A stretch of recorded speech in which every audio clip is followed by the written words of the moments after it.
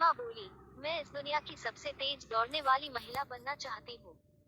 डॉक्टरों की सलाह के विरुद्ध 9 साल की उम्र में उन्होंने ने अपने ब्रेस उतार फेंके और अपना पहला कदम आगे बढ़ाया जिसे डॉक्टरों ने ही नामुमकिन बताया था।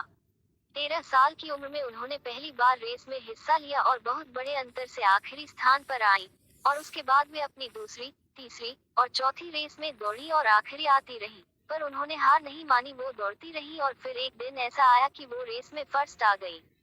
15 साल की उम्र में उन्होंने टेनेसी स्टेट यूनिवर्सिटी में दाखिल ले लिया, जहां उनकी मुलाकात एक कोच से हुई जिनका नाम ए टेम्पल था। विल्मा बोली, मैं इस दुनिया की सबसे तेज दौड़ने वाली महिला बनना चाहती हूँ। डॉक्टरों की सलाह के विरुद्ध 9 साल की उम्र में उन्होंने ने अपने ब्रेस उतार फेंके और अपना पहला कदम आगे बढ़ाया जिसे डॉक्टरों ने ही नामुमकिन बताया था।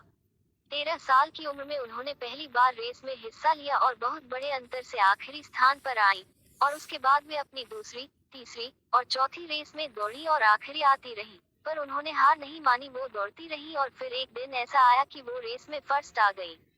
15 साल की उम्र में उन्होंने टेनेसी स्टेट यूनिवर्सिटी में दाखिल ले लिया, जहां उनकी मुलाकात एक कोच से हुई जिनका नाम ए टेम्पल था। जन्म टेनेसी के एक गरीब परिवार में हुआ था।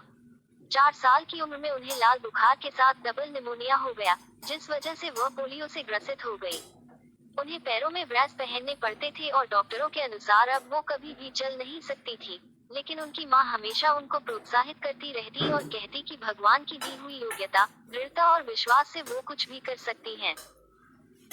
कहा, तुम्हारे अंदर जिस तरह का जज्बा है तुम्हें कोई रोक नहीं सकता, और उसके अलावा मैं भी तुम्हारी मदद करूँगा।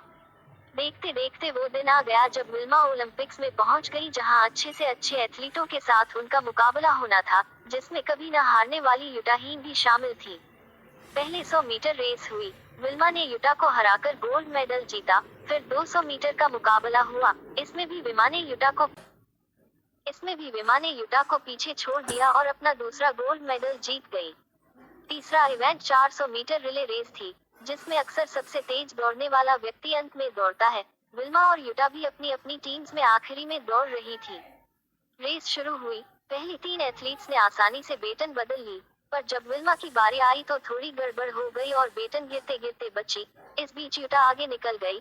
विल्मा ने बिना देरी किए अपनी स्पीड बढ़ाई और मशीन की तरह दौड़ते हुए आगे निकल गई और युटा को हराते हुए अपना तीसरा गोल्ड मेडल जीत गई। यह इतिहास बन गया। कभी पोलियो से ग्रस्त रही महिला आज दुनिया की सबसे तेज धाविका बन चुकी